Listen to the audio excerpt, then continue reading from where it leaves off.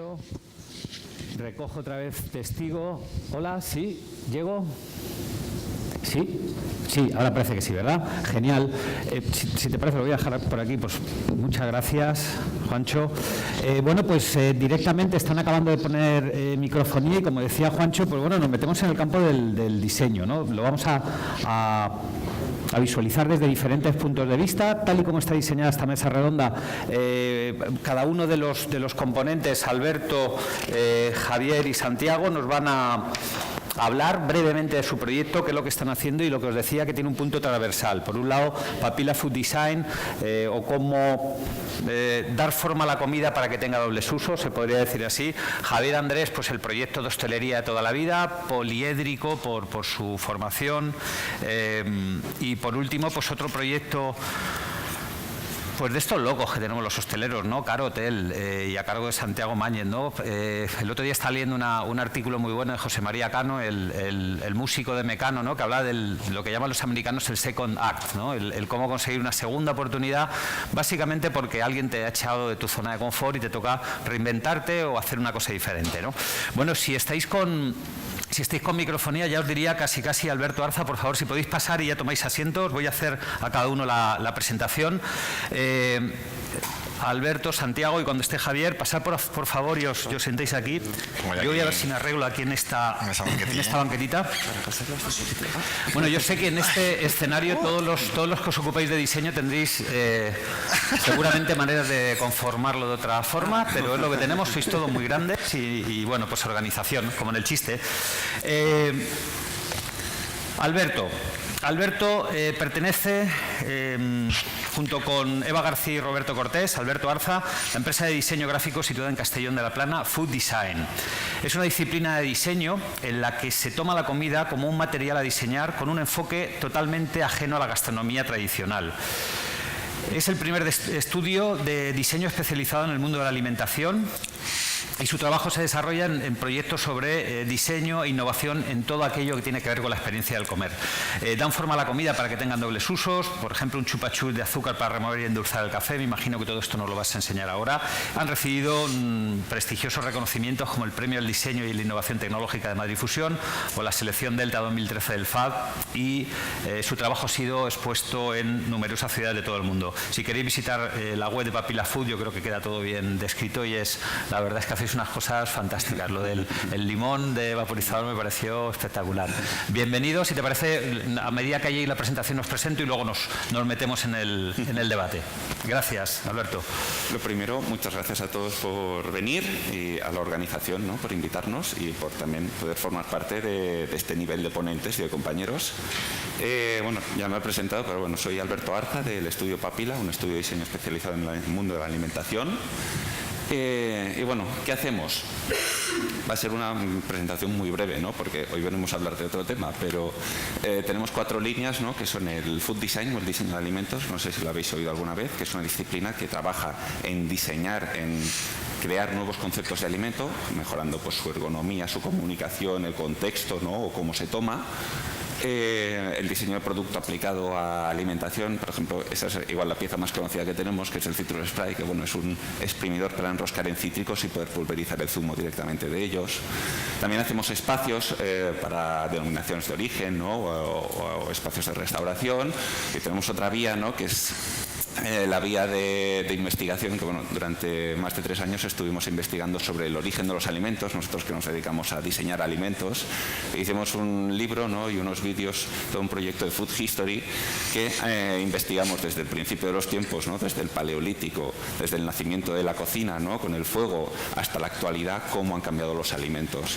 Y la verdad es que es un tema apasionante y te saca un montón de ideas, aparte de cosas que descubres, para poder aplicar luego en gastronomía o en nuevos conceptos gastronómicos con espacios. Bueno, un poco por centrar en el debate, ¿no?, que ya que teníamos el lujo, ¿no?, de tener 2 ejemplos de restaurantes y del restaurante de un hotel que iban a hablar un poco cómo atraer a esos espacios, ¿no?, cómo generar una experiencia para las personas. Por nuestra experiencia que tenemos, ¿no?, con sean stands, sean espacios pop-up o cuando hemos hecho un evento gastronómico, y que nosotros hemos derivado también a a diseño de producto y a otras cosas, uno de los conceptos que más nos gusta trabajar y que creemos muy importante, ¿no?, para atraer esos clientes, ¿no?, a un restaurante, a un evento, ¿no?, en gastronomía, es la identidad. Y además aquí en la Comunidad Valenciana, y además estamos trabajando, por ejemplo, actualmente con la Agencia Valenciana de Turismo en un proyecto, es muy importante transmitir la identidad, porque tú cuando vas a un restaurante lo que quieres es vivir una experiencia que además, sobre todo en turismo, cuando viajas a un sitio lo que quieres es disfrutar de la experiencia de allí. O sea, quieres probar la comida de allí o ese ambiente de ahí y un poco transmitir la identidad para vivir una experiencia que solo puedes vivir en ese sitio es algo cada vez más importante y que se van cuidando todos los detalles. Por ponernos un par de ejemplos así rápidos en diseño, esto es un proyecto que habíamos hecho para una empresa de contrato hotelero que hace mobiliario, ¿no?, para hoteles, y nos pidieron hacer un minibar y un poco algo totalmente diferente. Para transmitir esos valores de identidad, en este caso un objeto, es una empresa de la Sénia, una empresa en un pueblo tradicional de mobiliario, en un entorno, ¿no?, que siempre han trabajado la madera, la han amado de materiales naturales. Pues hicimos una investigación sobre eso, sobre cómo era la empresa, cómo era el sitio, cómo eran los trabajadores y cómo se podía transmitir eso, ¿no?, a esa identidad de mueble. En este caso, observando un poco las fachadas del propio pueblo y de los alrededores, son con las típicas contraventanas de pueblo, con otras fachadas, ¿no?, de terracota, etcétera, transmitíamos un poco lo que era ese sitio, ¿no?, al mueble, y te transmitía una sensación totalmente diferente. O por ejemplo, con este otro trabajamos con la denominación de origen Castillo Ruta de Sabor, que lleva la Diputación de Castellón y que también están arriba. Cómo poder trasladar un poco ese producto, claro, cuando ellos llevan diferentes marcas, sean de aceites, de vinos, de carnes, de lo que sea, cómo transmitir eso, y además con un poco contaminación visual de que cada marca tiene su cosa, cómo transmitir esos productos que quieren de esa denominación de origen, de calidad, ¿no?, de artesanía, etcétera, a esa promoción que hagan, ese punto de venta, de información, de lo que sea. Pues era el llevar el mercado tradicional con sus materiales naturales, con sus capazos, como si fuera el mercado del lunes de Castellón, como si fuera el mercado central, pues un poco trasladarlo eso, ¿no?, para que lo pudieran llevar a una feria y que comunicara correctamente y vivieran esa experiencia. Y un poco en ese sentido, sea un producto, sea un espacio pop-up, sea un restaurante, es un poco lo que entendemos para transmitir identidad, en que es importante trabajar. Y traía 4 ejemplitos rápidos, ¿no?, aunque ahora veremos 2 casos muy interesantes de cómo entendemos nosotros que se puede trasladar identidad a un restaurante, y en concreto en el caso de la Comunidad Valenciana. Porque muchas veces nos falta explicarlo, cuidarlo y saber y apreciarlo también, ¿no?, porque muchas veces tenemos complejos. Cuando queremos transmitir, estos son como 4 ejemplos típicos de identidad que se le podría aportar a restaurantes de la Comunidad Valenciana. El litoral, obviamente, ¿no?, la Comunidad Valenciana, la costa, ¿no?, y el mar. Claro, tú cuando intentas reflejar algo así, pues claro, piensas en frescura, en calidez, ha de tener en común la luminosidad, el colorido, ¿no?, la decoración relajada, el típico, entre comillas, chiringuito de playa puesto al lado de la playa, ¿no? ¿Cómo se traslada eso?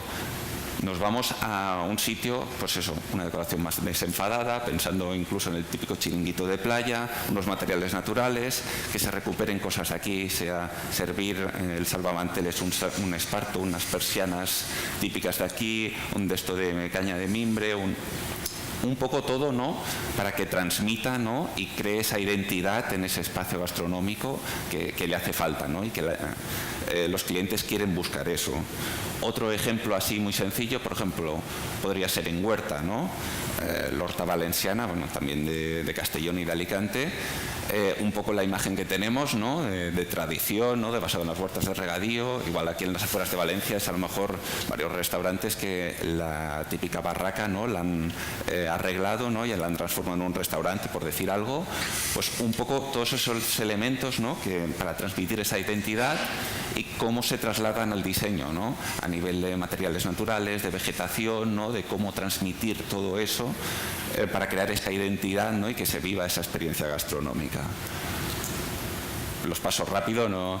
Los otros 2, por ejemplo, en el caso urbano, cuando se rehabilitan antiguos edificios, ¿no? Un poco esos elementos a conservar, pero modernizándolos para crear esa experiencia dentro urbano, ¿no? Todos conocemos esos locales que conservan la pared de ladrillo, conservan el pavimento hidráulico, ¿no? Y que conservan todos esos elementos y con esos materiales, ¿no? Pero dándole un punto informal, ¿no? Y cómo se traslada a interiorismo, por ejemplo. Pues un poco eso, desde un estudio de diseño es lo que vemos que se puede aportar, ¿no? Para crear esa experiencia gastronómica. Por último, aunque podría haber más, ¿no? El rural, que además hay sitios rurales, restaurantes rurales muy importantes en la Comunidad Valenciana. Yo, por ejemplo, vengo de Castellón, es también la segunda provincia más montañosa de España, o sea, todo lo que son Ports, todo lo que son Peñagolosa, todo lo que son alrededores, es una zona muy importante, tanto de producto como de restauración, y un poco cómo se valora, ¿no? A nivel de conservar los edificios, la piedra, esos materiales que le acompañan, un poco toda esa experiencia es muy importante, ¿no? Para transmitir también esa identidad. Y solo es una pincelada porque tenemos dos casos muy importantes. Ya es todo un poco para que vierais cómo vemos nosotros desde un estudio de diseño cómo crear esa experiencia y ayudar al cliente, ¿no? A que pueda vivir una experiencia única. Fantástico, pues muchísimas gracias. Retomamos luego la conversación después de que se haga cada una de las presentaciones. Alberto de Papila Food. Ahora vamos con Javier Andrés, del grupo La Sucursal, de la Terreta de aquí de Valencia. Bueno, pues ¿qué os diría? Pues uno de los principales hosteleros de Valencia y bueno, con un alcance a nivel nacional, ¿no? Por todos sus proyectos, tanto a nivel familiar como las que han emprendido juntos. Bueno, director gastronómico del grupo La Sucursal, con el restaurante La Sucursal con una estrella Michelin y 2 soles, Repsol, La Marítima, Malabar, todos ellos en un espacio emblemático. Aquí tenemos que ver cómo el diseño se adapta a los usos y los usos al diseño. También tiene el restaurante Vertical, también con el diseño, al igual que en el restaurante Colonial, con un marcado acento que condiciona muchísimo y que está muy bien integrado en la propuesta gastronómica. Tengo aquí un chorro de premios, finalista del Premio Nacional de Gastronomía y director de sala, mejor restaurante de la Comunidad Valenciana, Academia Valenciana de la Gastronomía. Son unos cracks, es una familia que lo hacen fenomenal, tienen muchísima gracia. Me recuerda un poco al modelo de mis padres, pues cada uno con sus roles repartidos, todos unidos, pero cada uno en su área. La sala súper bien defendida, la cocina por su hermano, su hermana también colaborando. Y bueno, yo sé que luego todos estos, yo soy de familia hostelera y todos los trapos se lavan para adentro. Pero da una sensación de que están súper unidos, ¿no? Aparte, yo creo que tiene como profesional tiene ese plus de no hostelero, sino que está bañado por esta carrera de humanidades que le hacen tener una visión fantástica del sector y su opinión es muy reputada. Es un lujo tenerlo de profesor también en nuestro máster GastroUni y es un gusto presentarte, por supuesto que sí. Así que todo tuyo, Javier. Por eso el gusto es mío, evidentemente. No voy a venir todos los días para que me presentes. Efectivamente, somos una empresa familiar con 40 años ya a las espaldas en la hostelería. Esta tarde mi madre, que cumple 79 años, va a dar un show cooking que les recomiendo que lo vean, con mi hermana Miriam, que ha cogido el relevo de la cocina. Entonces tenemos una visión generacional de la hostelería y la sensación que esto no ha hecho más que empezar, también se lo digo. O sea, se van a aburrir de vernos, porque cada vez tenemos más ilusión y vemos que esta ciudad merece la pena. Fue nuestra apuesta desde siempre. Hemos rechazado propuestas por diferentes destinos, pero entendíamos que esta era nuestra ciudad. Y esta ciudad necesitaba una feria como Gastronoma. Y la gastronomía necesita una feria como esta, donde se hable de la gastronomía y de todo lo transversal que supone la gastronomía. Toda esta industria creativa, toda esta poner en valor a los productores, lo que ahora se empieza a llamar como economía naranja. Y creo que los valencianos vamos a estar en el centro de la próxima economía, de la economía naranja. ¿Qué va de esto? La verdad es que, de todas formas, después de escuchar a Diego Coquillat, siempre que me pasa con él cuando lo escucho, me da una sensación entre estoy perdiendo el tiempo y se me acelera el pulso de algo estamos haciendo mal, siempre que lo escucho. La vértigo un poco. Y está muy bien, siempre es un reto de salgo de subidón. Y recuerdo una frase que alguno ya habrá escuchado una vez. Una vez le preguntaron a un filósofo, creo que era Languren, ¿qué opina usted de la realidad virtual? Y dijo, todavía no entendemos la realidad real como para meternos en la realidad virtual, ¿no? Y esto nos pasa. Nosotros, de momento, nuestro trabajo versa sobre la realidad real, aunque con el ojo puesto en la virtualidad, y la verdad es que es un honor escucharte cada vez, Diego. Bueno, he tenido un par de ejemplos de lo que hemos hecho cada vez que nos planteamos montar un restaurante, que nos ocurre muy a menudo, más a veces de lo que a mí me gustaría. Tenemos una oportunidad y montamos un espacio. Lo primero que planteamos es qué damos de comer y cómo lo hacemos. En el fondo subyace algo célebre. El contexto hace el texto. Y esto en la hostelería pasa. Lo que queremos contar tiene que ver mucho con dónde lo contamos. Y esto voy a ver si me da claro con el mando. Vamos a empezar casi del último proyecto, el proyecto vital de nuestra empresa por la envergadura, somos una empresa familiar, con lo bueno y lo malo de una empresa familiar. Somos muy compulsivos a veces, es difícil gestionar las emociones internas y las externas y todo lo que nos rodea. Pero tenemos un plus. Las empresas familiares al final tienen un plus, que todavía no sé definir cuál es, pero es casi un plus de manada. Tenemos un proyecto, vamos todos. Aquí no hay que plantear cuál es la visión de la empresa, nunca lo hemos planteado. La familia es la visión. Si lo hemos vivido, no hay que contarlo, no hay que explicitarlo. A veces me ponen, ¿cuál es la visión de tu empresa? Pues mira, no lo sé. Pues lo que hacía mi madre, pues continuar. Lo que era una actividad lo hemos intentado convertir en una empresa y seguimos formándonos e informándonos para seguir evolucionando lo que era una empresa familiar. Que, por cierto, si las grandes tecnológicas se van a meter en la hostelería, voy a disfrutarlo. Porque si ahora tienen problemas con los programadores, no tienen programadores, las empresas tecnológicas, se lo subastan, ya verás cuando vayan a buscar cocineros, amigo. Nos vamos a reír. Vale, pues el proyecto Vélez Events es un proyecto que cuando me preguntan ¿y por qué el Vélez? Pues cuando el primer hombre subió al Everest le preguntaron ¿y por qué subes al Everest? Y dice, porque estaba ahí. Es que estaba ahí. Es que teníamos un proyecto, pensamos que teníamos un proyecto. Y esa parte emocional de la familia nos llevó a abordarlo, ¿no? Es un edificio complejo, emblemático, cada vez nos parece más inteligente la arquitectura de David Chipperfield. Para mí es un lujo para esta ciudad tener una obra de este hombre. Cómo supo generar un edificio flotando que visualmente no es invasivo, a la vez te lleva a mirar el mar. Una ciudad que no miraba el mar, de repente tiene un balcón. Y cada día que pasamos en el Vélez, que son muchos, es un disfrute absoluto. Para nosotros intentamos que también sea para nuestros clientes. Claro, cuando llega el proyecto, 7.000 metros cuadrados, 4.000 y pico de terrazas, ¿qué hacemos aquí? Pues diferentes restaurantes. Pues empezamos de bajo, el más popular, hacia arriba, casi de forma intuitiva. Bajo la parte popular y conforme subamos la parte más premium. Y así se nos ocurrió. Vamos a ver, he traído unas fotos de cada uno de los espacios. Hemos empezado al revés.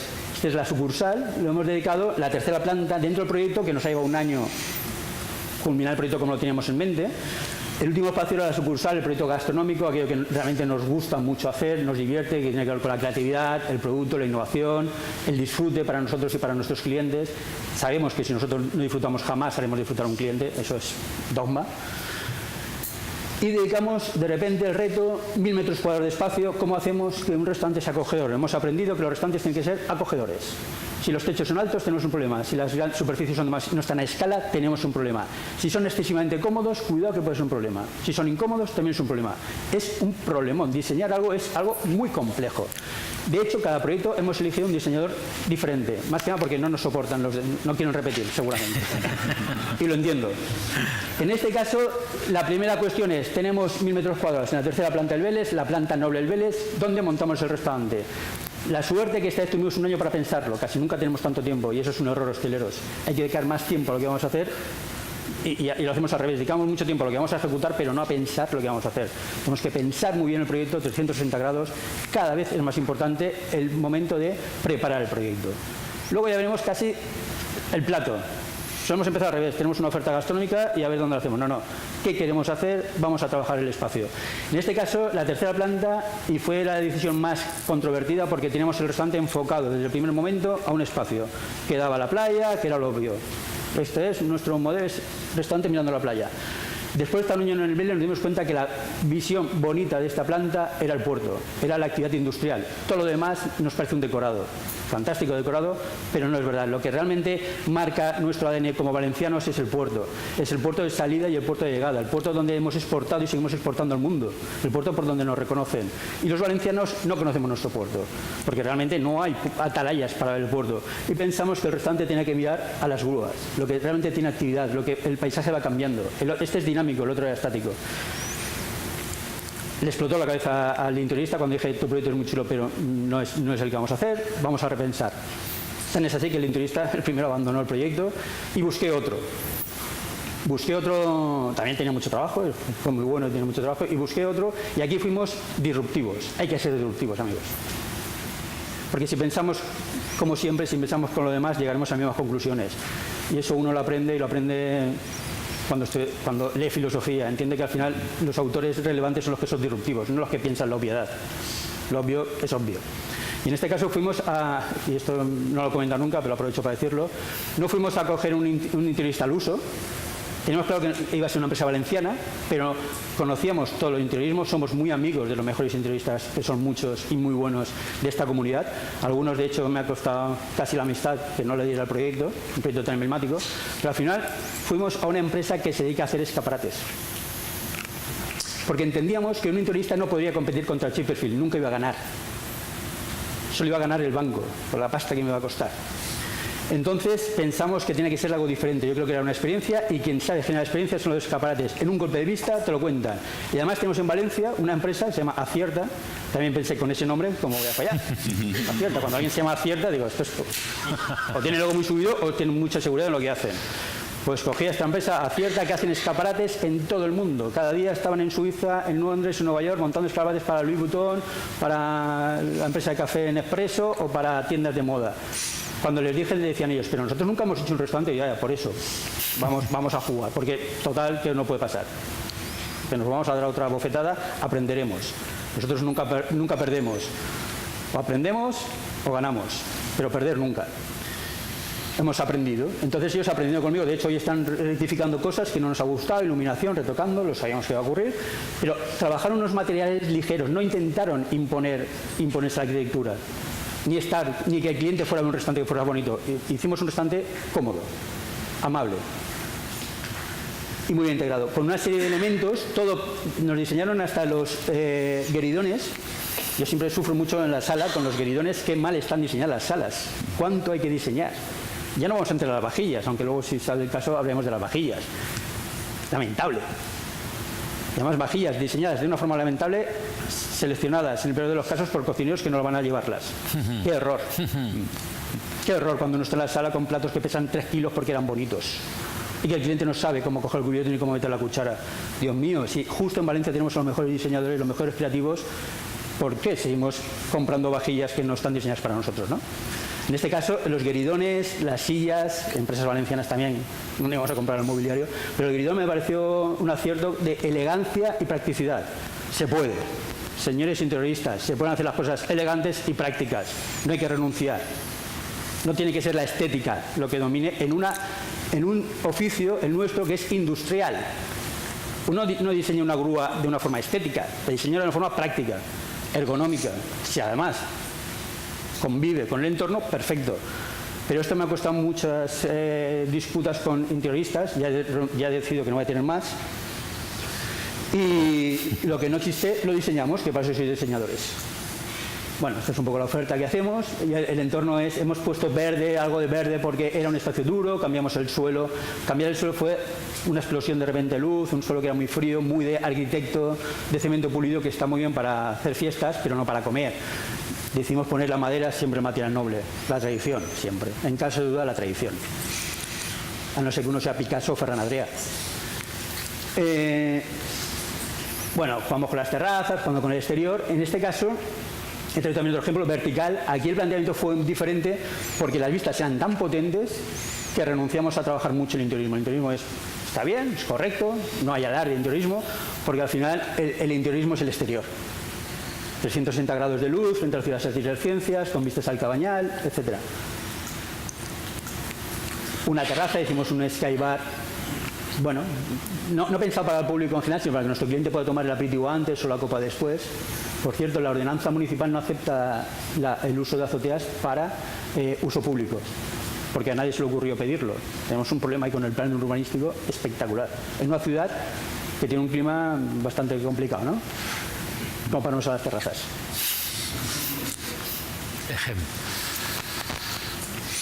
La marítima, dentro del BLS Events, volvemos al BLS Events, perdón por el orden de la presentación no acertada. En BLS Events hicimos en la primera planta la idea de hacer una arrocería contemporánea. Estamos en el marítimo, por eso el restaurante se llama La Marítima, es hija del barrio, quiere ser hija del barrio. Cada tarde, la cosa más interesante del restaurante pasa delante de nosotros. Cada tarde a las 4 pasan las barcas con el pescado que van a la lonja, compramos el pescado, lo hacemos uno en ella y ya está. Tan sencillo como eso. Bueno, si hace falta demasiados cocineros. El restaurante, la idea se inspiró, en este caso, otro interiorista, me gustó mucho su trabajo. La idea suya era traer un poco la idea de campo de naranjos, como comentabas tú, de huerta. Se diseñó un suelo que no existía, tuvimos problemas con sanidad para que no lo homologaran, un suelo compactado con diferentes capas de barniz, que la sensación es comer bajo naranjos. Y esto fue porque hablando con él, importante, luego con los decoradores, era de Madrid él, y me dijo, en Valencia, ¿dónde te comerías tú un arroz? Y hombre, si me voy a elegir, o bajo una parra o bajo un campo de naranjos. Descartamos la parra por lo complejo que era y él dijo, pues espera, y trajo un proyecto que era un campo de naranjos metido en un restaurante, con una apertura al exterior muy abierto y con una cocina basada en arroces, una cocina muy tradicional, ¿eh? Básicamente intentamos poner pinceladas de estéticas y poco creativas y al final recuperar un poco la titania del barrio, la branda de bacalao. En realidad nos gustaría hacer lo que hacía Bodega Montaña, pero para eso ya hemos llegado tarde, pero hacemos arroces. Bueno, la marítima, cocina abierta también. Aquí teníamos una cocina, antes había un restaurante, una cocina cerrada.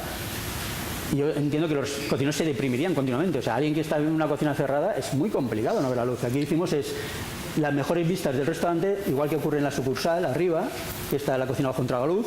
En este caso, las mejores vistas las tiene la cocina. Es muy inspirador. Ellos saben qué día hace hoy. Saben si la gente va a preferir tomar un tomate fresco o le apetece una crema caliente, un arroz de cuchara o un arroz seco, ¿no? Porque están viendo, es muy aspiracional, pero funciona. Es parte del salida emocional. Bueno, pues más fotos de la sucursal, etcétera, Malabar. En medio del edificio nos quedó un espacio, un no lugar, que dicen los arquitectos, un espacio que está dentro del edificio, pero fuera también, que yo creo que está ahí porque para cubrir, porque algo tenían que rellenar para los huecos de estructura y quedó un espacio. Entonces se nos ocurrió montar una cervecería. Este proyecto lo hacemos de la mano de Heineken, del grupo Heineken, con su escuela avaló este proyecto y hicimos una cervecería que se llama Malabar, que nadie me lo ha preguntado hasta ahora por qué se llama Malabar, pero lo voy a contar. Malabar es como la costa Malabar, significa atalaya sobre el puerto. La costa Malabar y la India es una atalaya sobre el puerto. Aparte tiene esta polisemia de Malabar, es la parte más canalla del edificio, ¿no? Esa parte del mala.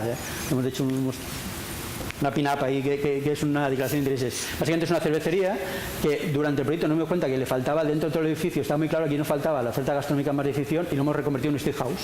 La cerveza, steakhouse, hamburguesa, carne a la brasa, etcétera. Este es un proyecto muy chulo. Coloniales Huerta, no sé cómo voy a acabar ya. Coloniales Huerta era un espacio, desde 1916, una tienda de cercanía del barrio del Ensanche.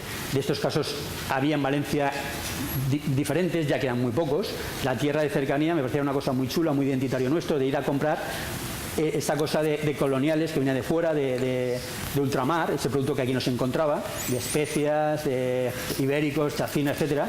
Y yo de pequeño recuerdo que iba con mi madre los días de fiesta, o sea, si íbamos a Colonial, a Huerta, entonces se llama Tomás Huerta, es que había una fiesta, porque entonces compramos el mejor jamón, el mejor queso y nos llevamos una botella de vino, ¿no?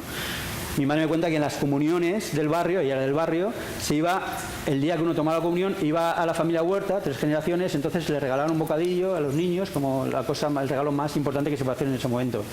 Antiguamente era una carbonera del edificio, entonces hicimos un restyling, yo creo que aquí fue un trabajo de no tocar, que a veces es difícil, los interioristas, como los cocineros, cuando está acabado un proyecto, cuando está acabado un plato, a veces nos pasamos. En este caso fue repintar como originalmente estaba, en ese tono carbonera, y recuperar la mesa de mármol, que era la mesa tocinera, pues la usamos ahora nosotros. Sigue funcionando como tienda, aunque es residual, pero me gusta mucho este momento de que baje la señora del barrio y compre los 100 gramos de jamón york sin potasio, me parece fantástico, me da ganas de abrazarla, ya que bueno. Porque me parece tremendo y me parece una buena salida para esas tiendas de barrio de cercanía que lógicamente compiten con un supermercado al lado con todo el producto, que tienen menos recorrido, pues seguramente si a esto le introducimos el momento tapa, informal, vermut, etcétera, puede convivir las dos cosas. Aunque legalmente no existe tipológicamente, siempre acabamos peleando con la administración, va siempre por detrás, pero este modelo es una buena forma de recuperar esas tiendas que desgraciadamente se están perdiendo. 1916 ha pasado la guerra civil, una riada, una guerra mundial, un crack. Yo pensé, nos aguantará a nosotros también. Y de momento nos está aguantando, llevamos 4 años y es un proyecto que es casi nuestra pin-up, es un sitio donde socializamos cuando tenemos un día libre, cuando los clientes me dicen no están coloniales, me da mucha alegría. Hostia, qué chulo, ¿no? Que se ha convertido en un espacio de socialización pura. Pero un decoración que no me valdría para otro restaurante. Un estudio de arquitectura que no lo contrataría para otro restaurante. Era para esto lo quería. Entonces, esto es a veces lo complejo. Bueno, y ya acabamos. He tenido un vídeo, si no hay tiempo ponerlo, no. Un pequeño vídeo de la sucursal. ¿Podemos? No tengo tiempo. Pues sí, el vídeo? si está ahí es lo que ponemos. No sé si estoy bien. Y ya... Bueno, han quedado muchos tweets de tu charla. Luego comentaremos algunas cosas, ¿no? El uso del diseño y, en fin. He tenido un vídeo, hicimos un vídeo con un dron, ilegal también, por cierto. Pero se va a poder hacer esto. Es que es un edificio que se entiende desde arriba, desde abajo. Son 360 grados donde no hay un ángulo muerto. Hay una música ahí, pero bueno. Esta es mi hermana Miriam. Le hemos hecho la cocina bajo el tragaluz. Le digo que están integrados en el comedor. Y esto hace que nos pasen cosas muy chulas. El otro día una mesa de extranjeros que no se gustó mucho, se levantó y empezó a aplaudir a los cocineros como si fuera una obra de teatro. Nosotros muertos de vergüenza, Dios mío, ¿qué hacemos? Y el resto del comedor se puso a aplaudir. Eso nunca lo habíamos pensado que eso podía ocurrir. Y eso ocurre gracias al interiorismo. Si los cocineros no estuvieran ahí, nadie se le ocurriría a una cocina entrar a aplaudir. No sé qué estás comiendo Martín Berasategui o... Bueno, estamos en un entorno de mar espectacular. La Marina yo creo que es el sitio de Valencia de presente y futuro, sin duda. El Cabanyal es el barrio de Valencia. El barrio que más historia tiene, el que más cosas le ha ocurrido, el que más ha sufrido y el que más futuro tiene, sin duda, en mi opinión, el Cabanyal. Y nosotros queremos cada vez estar más cerca del Cabanyal, integrarnos. Sabemos que es difícil, estamos en un entorno todavía un poco cerrado, pero se está trabajando en proyectos para abrir la Marina de una vez a la ciudad. Yo siempre digo que ahora ya no hay excusa para eliminar el mar, ahora el problema es de los valencianos. Antes podemos decir que no se puede llegar, no se puede aparcar, hay una barrera, hay el tren, la Guardia Civil. Ahora el problema es de los valencianos y no queremos hacer nuestro el espacio más interesante que cada virgen en el Mediterráneo, seguramente en nuestro Mediterráneo. El edificio, como veis, es muy sencillo, 4 plataformas, pero que es una gozada. Bueno, pues genial, Javier, pues muchísimas gracias. Vamos a... ¿Me quedo bien? Sí, bueno, pues continuamos rápidamente con otra historia muy bonita, la de Santiago Mañez. Santiago se define él mismo como un rara avis, a quien le gusta emocionarse con una idea y llevarla hasta el final. Estudió Derecho y Geografía e Historia en la Universidad de Valencia, ejerció como abogado durante más de 20 años, compaginándolo como docente en ADEIT, en la Cámara de Comercio, en el Colegio de Abogados de Valencia. Su historia es la historia, ¿no? Tu pasión realmente tiene que ver con la historia y el proyecto que has hecho en Caro Hotel. Abandona la toga para dedicarse a este hotel, a este proyecto, materializando pues una idea personal, un proyecto personal que ha liderado desde su concepción. Los clientes definen este hotel como el mejor de Valencia. Santiago fue Oye, hay que hacer un poco la pelotilla también a los ponentes. Por decir algo, ¿no? ¿Por qué no? ¿Hay algún otro hotelero bien posicionado en TripAdvisor que tenga algo que decir? En fin, el caso es que es un proyecto espectacular, precioso. Y bueno, pues... ¿Ves que hay algo más? Sí, ahora. Sí, ¿no? Bueno, pues todo tuyo, Santiago. Cuéntanos qué nos has traído. Bueno, buenos días, muchas gracias por asistir y muchísimas gracias a Gasthotel por invitarme. La verdad es que después de la presentación de Javier, también la de Alberto, claro, es difícil, ¿no? Es difícil seguir. Podría haber sido el primero y así no hubiera quedado... Pero bien, lo voy a intentar. Lo cierto es que yo a Javier no lo conozco mucho, me ha sorprendido muchísimo cómo ha hecho la presentación, porque yo estoy completa y absolutamente de acuerdo con él. Y yo vengo de otro mundo que no tiene nada que ver, o sea, es completamente distinto. Yo vengo del mundo de la abogacía, además soy arqueólogo, es decir, me metí en el mundo de la hostelería un poco por casualidad y ahora no puedo salir de ahí, me ha atrapado, ¿no? Y entonces esto ya es un no parar, es avanzar. Y quiero presentaros 2 proyectos. Creo realmente que el contexto hace el texto, al menos de una manera muy importante, aunque se podría hacer al revés. Pero bueno, en mi caso es así, con un defecto, y es que yo simplemente me enamoro de los edificios, y cuando te enamoras de los edificios y amas la historia, pues te encuentras con un problema muy serio. Todo lo que es ilegal en la sucursal, nosotros lo tenemos como elevado al cubo porque utilizamos o entramos en edificios antiguos. Bien, el proyecto de Caro Hotel, nosotros nos quedamos en un edificio en el casco histórico, en el barrio de la Seu, Aquí tenemos una imagen. Y en su momento no sabíamos lo que nos quedábamos. O sea, yo lo he hecho todo al revés. Es decir, queríamos montar un hotel y un restaurante, pero no sabíamos ni de hotelería ni de restauración. Así, de machotes. Total, que nos metimos y entonces, bueno, encontramos un edificio. Aquí está Emiliano García, que es el culpable, él lo sabe, porque me llamó y me dijo: Santiago, tú no querías montar un hotel, pues se vende un palacio. Y allí que me fui yo no tengo un duro. O sea, tuve que localizar, evidentemente, el dinero, los socios y demás. Y, en fin, bueno, es un edificio...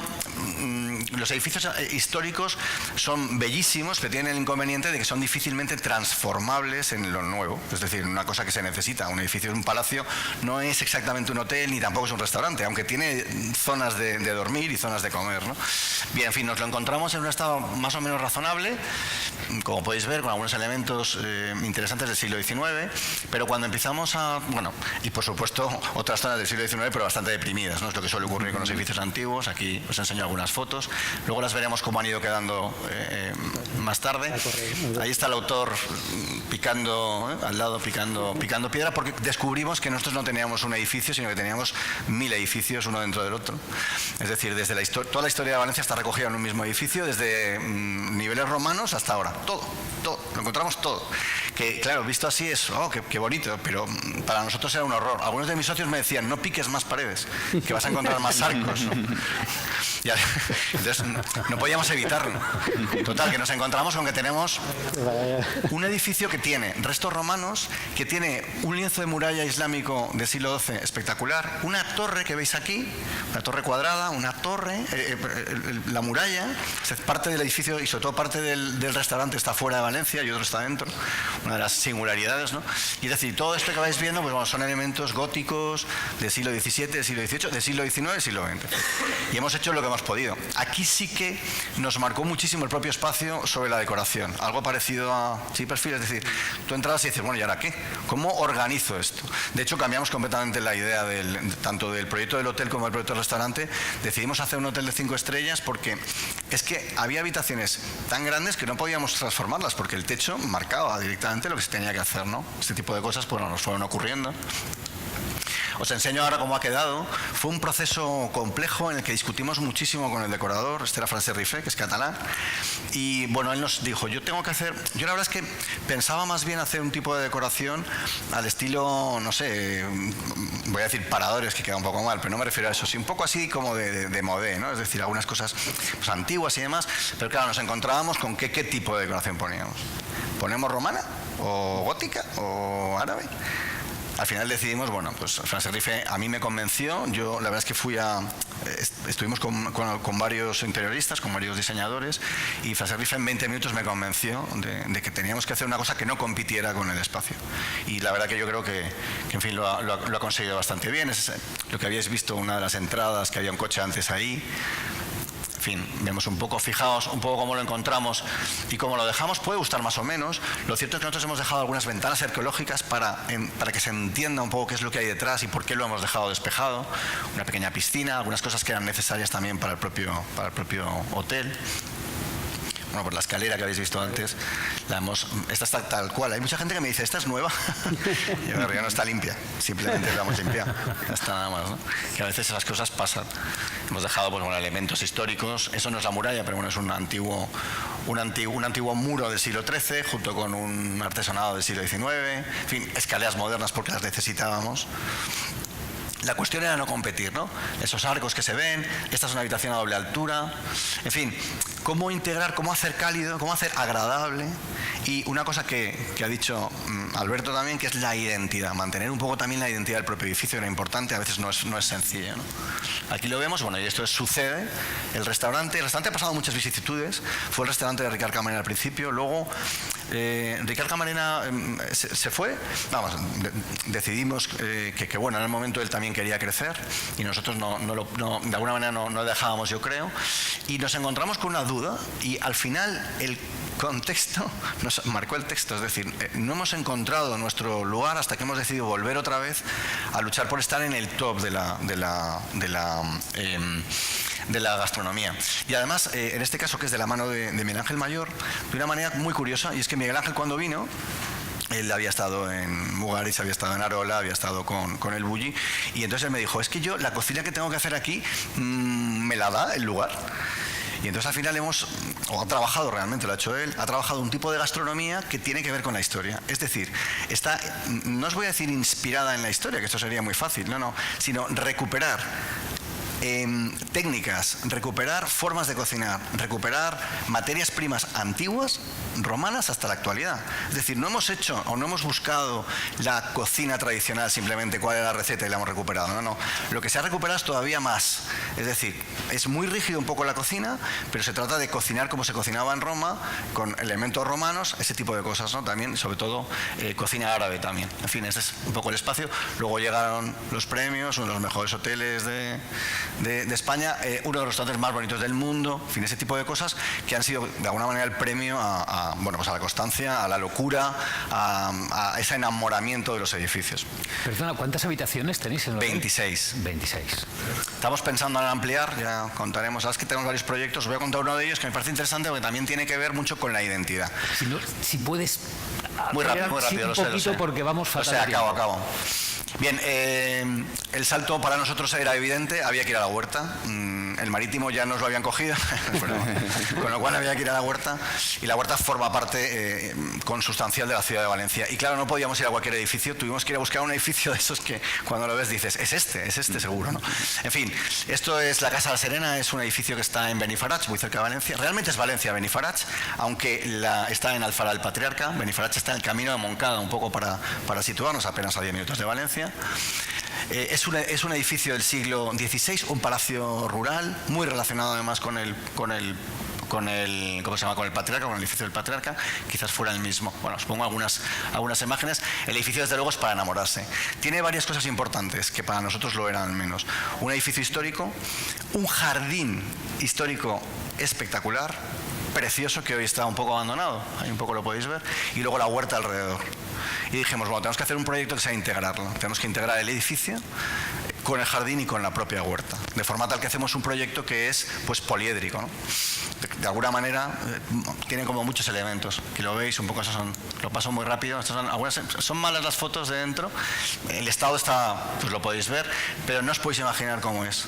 O sea, es que es mágico ahora. Y nosotros lo que vamos a intentar es que siga con eso, con esa mágica, pero obviamente de alguna manera poder integrarlo, ¿no? Algunas fotos para subir a la torre de esa escalera tan bonita. En fin, ahí un poco lo veis por encima, poco para que lo entendáis. Este es el jardín, ese es el edificio y la parte del otro lado, ¿no? ¿Qué vamos a hacer? Recuperación patrimonial, porque solo sabemos hacer eso, o es lo que mejor nos gusta, ¿no? Tanto el palacio como el jardín, ¿no? Recuperación de la huerta. Vamos a recuperar especies, vamos a recuperar la vid. Vosotros sabéis que cuando Jaime I vino aquí, toda la huerta estaba plantada de vid. Era una uva de regadío que es blanca y que da un vino así dulce, que a nosotros nos gustaría. También una forma de ocupación y técnicas tradicionales y cuando hablo de tradicionales, mi problema es que no hablo del siglo XIX, hablo de formas tradicionales, probablemente del siglo XIV, ¿no? Un poco ese tipo de... Luego, generar un espacio sociocultural en la propia zona del edificio, en la casa. Queremos hacer aulas. Javier, contamos contigo, ¿no? Ya lo veréis, una cosa muy interesante, un laboratorio gastronómico. Y por último, obviamente, tenemos que monetizarlo, a través, evidentemente, de eventos, de restauración, y queremos montar una horchatería, un merendero que esté directamente, ¿no? en la propia huerta, ¿no? Ahí lo tenéis, todo ese espacio, que es donde se van a plantar las viñas, y toda esa zona va a ser de huerta, con el merendero, un poco ahí, prácticamente vas a estar comiendo directamente en la huerta, que es un poco la idea. Yo no sé si ya he acabado. Bueno, estas son cosas que no tienen más... Lo único que comentaros es que, en parte, vamos a recuperar unos edificios que sabíamos que estaban, porque lo que se trata es, para proteger el edificio, claro, montar, y eso lo sabéis bien, montar una cocina de producción requiere un espacio y es imposible meterlo en un edificio así, pum, porque entonces te cargas el edificio. Entonces la idea es recuperar unas pequeñas casitas que habían al lado, de forma tal que todos los elementos los vamos a trasladar fuera. Muchas gracias. Bueno, muchísimas gracias. Bueno, contamos con 15 minutos antes de terminar. Bueno, yo creo que tengo aquí a 3 personas y que voy a poder hacer esa pregunta que siempre he querido hacer, ¿no?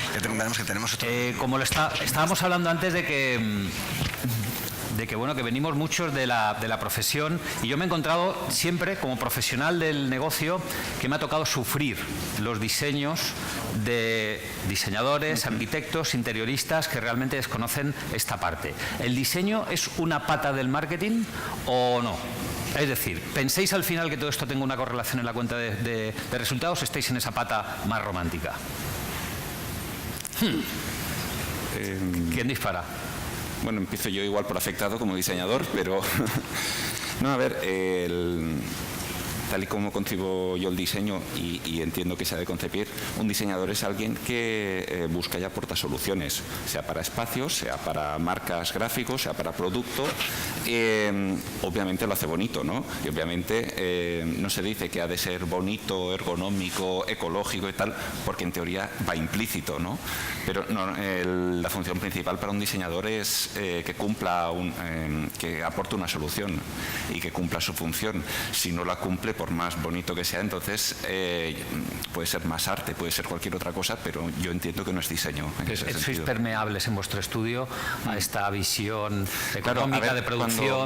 Cuando trabajas con un cliente, nadie sabe más de ese negocio como tu cliente. Si tu cliente lleva un restaurante, él es el que te va a transmitir toda la información de las necesidades que tiene y tú le vas a aportar soluciones.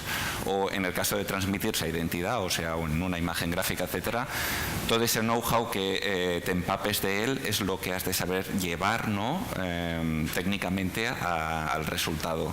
Y es la función, entiendo, de un diseñador y un estudio de diseño. Si no es una ayuda de verdad para el negocio, y obviamente después se cuantificará, porque en el interiorismo no es solo que sea atractivo y la gente entre, hay que pensar en zonas calientes, zonas frías, hay que pensar en flujos de la rotación que tendrá, hay que pensar en todo el recorrido que tendrá que hacer el camarero, si un plato pesa 3 kilos o pesa... O sea, todo eso ha de estar pensado, si no, no cumple su función, no está bien hecho ese trabajo, entiendo yo. Sí. Javier, sí, no, yo siguiendo el hilo, ¿no? Sí, no, yo estoy de acuerdo. Yo lo resumía como que el diseño es necesario, pero no suficiente. Es necesario porque actualmente el mercado está muy maduro. Intentar ahora generar un establecimiento de hostelería y no pensar el diseño es un grave error. El cliente tiene el ojo muy educado, sabe ya desde fuera si el local es atractivo o no. En 3 segundos se ha hecho la idea de si va a tener una experiencia agradable o desagradable. Y eso lo cuenta el diseño. Y encima el cliente lo va a contar en Instagram. Que cuidado con Instagram, Diego, estoy de acuerdo contigo. Es casi el marketing hoy en día, es que la comunicación es a través de Instagram. Entonces, fundamental. En mi opinión también falta todavía formación en los interioristas y arquitectos sobre todo. Yo no entiendo cómo son capaces de generar espacios sin conocer exactamente cuántos metros requiere una cocina. Yo a veces hablo con grandísimos arquitectos. Si se estudia, si hay un libro blanco, cuando va a un restaurante, cuál es la superficie que hay que dedicar a cocinas y almacenes. Y eso habrá que establecerlo algún día. No es la cocina, la pongo aquí porque es el sitio donde me cabe. Porque luego eso se sufre y eso va directamente, incide sobre la cuenta de explotación. Y yo he sufrido a veces cocinas o cuando vamos a hacer eventos de grandes arquitectos que por su culpa no se puede dar una experiencia gastronómica en ese espacio, que ha costado millones de euros, porque no ha pensado, no hay nadie en su equipo que sepa cuánta superficie requiere una cocina y cómo generar una cocina, efectivamente, y cómo generar los tránsitos. En un restaurante pasan muchas cosas, entra gente, entra productos, sale basura, todo eso tienen que ser circuitos diferentes, claro, y bien, y ergonómicos y diseñados a escala humana. Y eso sigue siendo un problema que yo siempre digo, las facultades de arquitectura deben tener a un cocinero, invitar a un cocinero y decir, oye, ¿usted qué necesita para trabajar?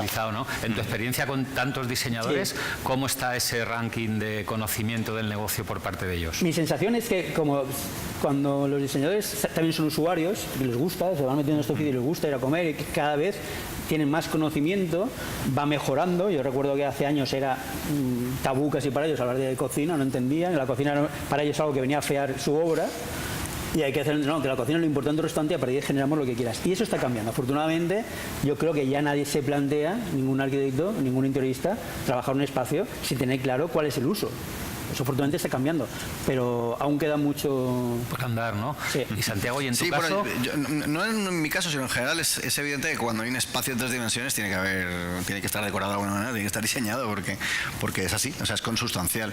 Yo creo que efectivamente no es suficiente, pero es necesario. Es necesario que exista un diseño, que esté diseñado. A partir de ahí, el gusto, no sé, la época, el lugar, todo eso evidentemente variará. De tus establecimientos en los que de alguna manera has tenido que encajar. Bueno, yo he diseño yo me he peleado mucho con el diseñador, muchísimo, porque yo quería determinadas cosas que quedaran vistas por un ejemplo y él a lo mejor no. Entonces eso al final lo que creó fue algo distinto a lo que él pensaba y a lo que yo pensaba, o lo que nosotros pensábamos, y yo creo que surgió pues, una cosa nueva, distinta e interesante. Desde luego estoy con Javier completamente, que muchas veces no se diseña de forma inteligente, en el sentido de bueno, pues no se sabe, no se comprende cómo van los flujos, cómo se funcionan. La parte de atrás de, no solamente las cocinas, en el caso del hotel también lo mismo, bueno, esas zonas como que no existen, ¿no? Sí, es la estética contra la industria, ¿no? Es que efectivamente, es que somos una industria, y como claro, hay que entenderla. Pero claro, es una industria de servicios, que eso también es complicado, entonces quizás hay una zona adentro, otra zona afuera. Santiago, en tu caso, por la charla que no tenía el gusto de conocerte, espero que sea el inicio de una buena amistad, como del resto de los ponentes. Yo te vi, o sea, con esta parte tan romántica, tan búsqueda de la estética y por lo que veo, pues con unos proyectos que te tienen que ilusionar por la vista, ¿cómo conjugas esto con el negocio? Bueno, lo primero es que si no te ilusiona un proyecto, está claro que no te puedes meter, y menos aún de restauración. Yo creo que la restauración yo no la conocía y he descubierto que es probablemente lo más difícil que existe. Es muy complicado. Es un oficio muy complicado. Fíjate que la hotelería es más sencilla, mucho más sencilla que la restauración. Y es una industria, hay que entenderlo, y al final tú puedes tener una visión romántica, pero tienes que una cuenta de resultados y tienes que pagar a todo el mundo, como es lógico. Nosotros, en nuestro caso, lo que pasa es que es verdad que los edificios tienen tal potencia que de alguna manera nos exigen adaptarnos sin destruir, ¿no? Es complicado. Yo es que me he sentido identificado con lo de Javier porque al final tenía un edificio, caray, que es que es así, es ese edificio. Ese es el tema. Entonces, podías cargártelo. Y bueno, y a lo mejor algunos piensan que lo hemos hecho, que eso también, estas cosas es discutible. Bueno, al final lo que pasa es que tienes que encontrar también a la persona que tenga cierta sensibilidad. Tú tienes que tener unas ideas muy claras de lo que quieres. Yo creo que hay que, más que trasladar a los diseñadores lo que tú quieres exactamente, porque para ese viaje te lo diseñas tú y haces un desastre, lo que necesitas trasladar es sensaciones, ideas, necesidades, ese tipo de cosas que luego son ellos los que de alguna manera pues te contestan con lo que sea, ¿no? Y esto es como las campañas electorales. Entonces, al final, mi padre que es del PP, ya os lo digo, pero desde siempre decía, es que joder, fíjate, mi padre es mayor y decía, es que las campañas del PP están hechas por ellos mismos, o sea, para abuelos, y esto no está. Cuento eso porque es así, o sea, no se trata de que el diseñador haga lo que yo quiero, sino lo que, casi te diría, lo que necesito. ¿Y cuál es la reacción ante el diseño? Diseño de un edificio reconvertido con una capa de historia, edificio súper moderno el que hay que integrar. ¿Cuál es la reacción de los clientes a estas cosas que hacéis tan diferentes, tan disruptivas? Antes hablaba de la disrupción, de hacer las cosas diferentes. Me gustaría vuestra visión de la reacción del cliente hacia lo que hacéis desde los 3 puntos de vista. Si quieres empezamos contigo. O sea, esos cacharritos tan chulos que hacéis, la gente, ¿qué pasa? ¿Le gusta, no le gusta? ¿Potencia venta, no potencia venta? Hombre, le ha de gustar, obviamente, y se ha de vender, si no, no. Y, a ver, nuestro papel desde diseñador, hemos hablado mucho de la parte de interiorismo, ¿no? De los espacios, y que es ya algo como casi una obviedad, quiero decir, un poco lo que decías, quien no piensa en diseño, ¿no? Para abrir ahora un nuevo restaurante, ¿no? Un espacio gastronómico, va totalmente perdido. Claro, esto va cada vez a más y es un poco una espiral. Para que os hagáis una idea, lo próximo que va a decir, y que también decía Diego, tema de vajillas, tema de incluso la propia comida, ¿no? Es lo que cada vez vamos a ver más. A nivel de vajillas, es que antiguamente un restaurante de lujo, pues claro, tenía su vajilla, sea su Rosenthal, su Villeroy Box, cuando existía Cerámicas Vidasoa, la que sea, y era un poco el estándar. Es igual que en producto gastronómico, si un restaurante de lujo era, por deciros algo, caviar, langosta, etcétera, ¿no? Pues era un poco lo que había. Cuando se empezó a abrir y un restaurante de lujo podía tener otro producto, también hubo otras vajillas. El primer caso aquí fue el de Ferran Adrià en el Bulli, que cuando eso invitó a un diseñador industrial, a Lucky Huber, para trabajar durante toda una temporada con ellos como parte del equipo, y después siguieron colaborando para crear todos los nuevos soportes. Después siguieron trabajando trabajando con gente como Luesma y Vega en Barcelona y un montón más de artesanos. Ahora en la actualidad es que realmente es una pena porque España es una potencia a nivel gastronómica, tiene una imagen bestial, pues de empresas de vajillas, por ejemplo, de todas las grandes han desaparecido todas, sí. Quedan un par de pequeñitas en plan por Damsa, por Basal, quedan muchos artesanos, ¿no?, que están haciendo colaboraciones con chefs de estrella Michelin. Nosotros también hemos trabajado con ellos pero sí que son los que un poco llevan la delantera y es lo que poco a poco se irá trasladando al resto de la restauración. Son un poco como, por decir algo, el pret-à-porter o la pasarela, que es lo que dentro de unos años verás cómo se irá estableciendo en el resto. O sea, tema de diseño de vajilla personalizada, poco a poco lo iremos viendo cada vez en más restaurantes y además será también un perfil profesional cada vez más válido y más extendido. Y el otro sería el food design o el diseño de alimentos, no solo el poder incluir el logo, sino el poder producir una experiencia. Se ha tirado muchas veces más de los postres, ¿no?, porque normalmente el chocolate, el azúcar, la galleta, no sé cuántos, es más fácil darle forma y poder jugar. Y hay, claro, hay más por industria alimentaria normalmente, pero cada vez más en restaurantes se está trabajando diseñadores, ¿no?, con cocineros para dar forma a los alimentos y para poder crear una nueva experiencia. Y es, entiendo, lo que yo hacia lo que irá al futuro, ¿no?, en ese sentido. Fantástico, pues muchísimas gracias. Javier Vélez. Volviendo a la pregunta, porque es muy interesante lo que estás apuntando, que también tiene un recorrido. Sí, podríamos estar un momento hablando de este asunto. Volviendo a la pregunta, es cómo se enfrenta el cliente a espacios, ¿no?, tan potentes de arquitecto, como es el caso también del Hotel Caro, etcétera, espacios con mucha personalidad. Mi sensación, mi conclusión es que no hay nada que supere el factor humano. Por encima siempre va a estar el factor humano, por encima del espacio, del arquitecto, de la decoración, estará la capacidad que tengamos de humanizar, de empatizar, no sé si está de acuerdo, por encima de cualquier tecnología. Afortunadamente siempre estará la de un humano. Y en nuestro caso es lo que vemos, la gente ve un edificio como el Vélez, 5.000 metros cuadrados, pero intentamos que lo primero que vean no es un edificio, sino que vean una sonrisa. Y que la acompañe en un edificio y que le haga la estancia, insisto, amable. Porque pasamos una época en la que todo parecía que estaba hecho para hacer sufrir al comensal. Las vajillas, la cocina, los espacios, todo lo diseñábamos para ver cómo lo hacíamos sufrir más y que su experiencia fuera más epatante. Eso no significa que fuera buena, sino que epatáramos. Eso, afortunadamente, en esta siempre historia pendular, ¿no?, de la humanidad, volvemos ahora a reconfortarnos con el cliente, a decir que el protagonista es él, no el espacio, es él, y se lo hacemos y se lo intentamos transmitir permanentemente. Nuestro objetivo es que su estancia sea lo más placentera posible y no intentamos dogmatizar sobre ello. Yo creo que al final la clave, una vez más, es el factor humano, la capacidad que tengamos de formar equipos en la acogida del comensal. Bueno, Diego estaba en ese mismo razonamiento, ¿no?, que a pesar de la tecnología, al final es una cuestión de personas y relaciones entre ellas. Y eso, ¿no?, es una buena noticia, porque justo en este país, en esta comunidad, somos muy buenos en ese factor de acogida, ¿no? Somos culturalmente acogedores, ¿no? Por historia, por lo que sea, somos muy dados a abrirnos a los demás. Y eso nos convierte estamos seguramente ahora en la ecuación perfecta, que tenemos gente con talento, profesionales con talento, diseñadores muy buenos en lo suyo, muy reputados, un entorno con un producto excelente, con un clima excelente. Y decía el otro día en la presentación de Gastronoma, tenemos una oportunidad magnífica en esta comunidad de liderar algo que viene muy interesante, pero también no hay que olvidar que en esta comunidad somos muy especialistas en dejar pasar oportunidades. Entonces, ahora digamos que tenemos la ecuación perfecta y basta salir a Gastronoma para verlo. Ves a chavales que se están formando, a grandes cocineros dando ponencias espectaculares, un productazo, vamos a ir fuera, un productazo, un entorno, un clima. ¿Qué nos falta? ¿Qué nos falta? Porque la administración tampoco es. Siempre digo, la administración está aquí apoyando. ¿Y qué más nos falta? Pues solamente nos falta créenlo. Créenlo que tenemos una cultura gastronómica muy potente en el mundo, y eso uno cuando viaja se da cuenta. Cada vez que viajo más me interesa volver a este territorio. Pues seguramente lo que nos falta está en nuestras manos, y es empezar a reconocer proyectos excelentes como el Hotel Caro, es para mí uno de los mejores hoteles de España, sin duda, diseñadores excelentes, y empezar a reconocernos todos un poco y dejar de ser tan caimitas como solemos. Pues totalmente de acuerdo. Además he empezado mi charla con esto, ¿no? Ah, no lo sabía. No, la telepatía existe. Cojonudo. No, pero yo creo que es un análisis que podemos hacer todo. Estamos en un momento adecuado, en un sitio adecuado, y lo que hay que hacer es creérselo y actuar en consecuencia. Me alegra, Javier.